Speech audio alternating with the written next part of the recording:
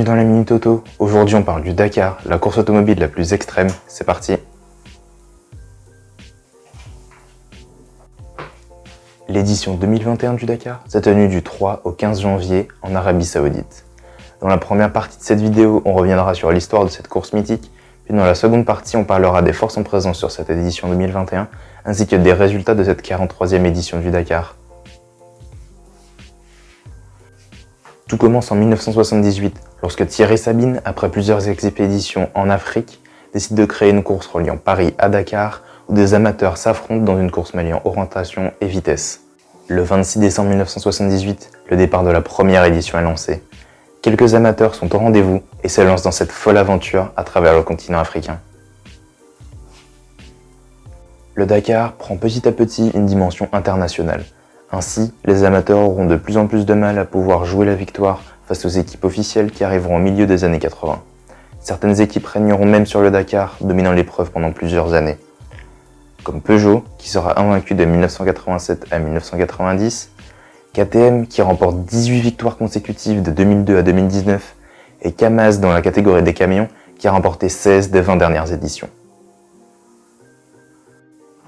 Le célèbre Rallye Raid changera de continent lors de l'édition 2009. Maintenant, le Dakar se déroule en Amérique du Sud et ce pendant 10 éditions de 2009 à 2019. En 2020, un nouveau chapitre s'ouvre avec la première édition en Arabie Saoudite.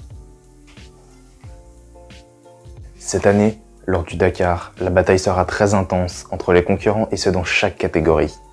En moto, KTM battu par Honda et Ricky Brabec en 2020 compte bien récupérer son titre, car la marque autrichienne, après une série de 18 victoires consécutives entre 2002 et 2019, compte bien se battre pour récupérer son titre. Il faudra cependant compter sur Yamaha, Honda et Husqvarna, qui sont des concurrents de taille et ne lâcheront rien pour remporter le titre. Chez les autos, Mini, tenant du titre avec Carlos Sainz, tentera de conserver sa couronne face à l'armada Toyota ainsi que des outsiders comme Sébastien Loeb avec son buggy BRX ou encore Mathieu Serradori avec son buggy Century. En camion, Kamaz, qui a remporté 16 des 20 dernières éditions, compte bien ajouter une 17e victoire à son palmarès en battant les autres Iveco, Maz et Renault. En quad, on pourra compter sur Nicolas Caveglioso, le pilote argentin vainqueur en 2019 est le favori de cette catégorie, en l'absence de Ignacio Casale, le vainqueur 2020 qui courra sur un camion. Toutefois, Alexandre Giroud et Manuel Andújar sont de sérieux prétendants à la victoire. En SSV, il y aura fort à faire, avec le pilote chilien Ignacio Casale comme favori, vainqueur en 2019 en SSV et terminant 3e lors de l'édition 2020, il voudra reconquérir son titre face aux autres pilotes de la catégorie. Ce ne sera pas chose facile dans cette catégorie où les machines sont très proches en termes de performance.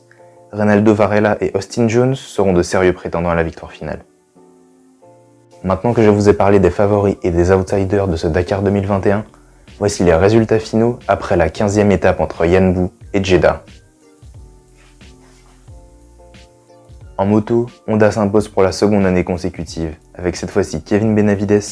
Le pilote argentin a su gérer sa monture et devient ainsi le premier sud-américain à gagner dans la catégorie moto. Le podium est complété par son coéquipier Ricky Brabec et Sam Sutherland sur KTM. Cette édition 2021 aurait été particulièrement difficile pour les motos, avec de nombreuses chutes et casses mécaniques. Du côté des pilotes français, Xavier de Soultray sur sa Husqvarna privée nous aura impressionné par sa régularité durant la première semaine, menant même un temps la tête du rallye, avant de partir à la faute, chutant lourdement lors de la 8e étape. Du côté des autos, Stéphane Peterhansel sur son buggy Mini a réussi à gérer son avance tout au long de l'épreuve pour décrocher sa 8e victoire en auto. Monsieur Dakar remporte ainsi une 14e victoire devant Nasser Al-Attiyah et Carlos Sainz. En camion, Kamaz fait le carton plein.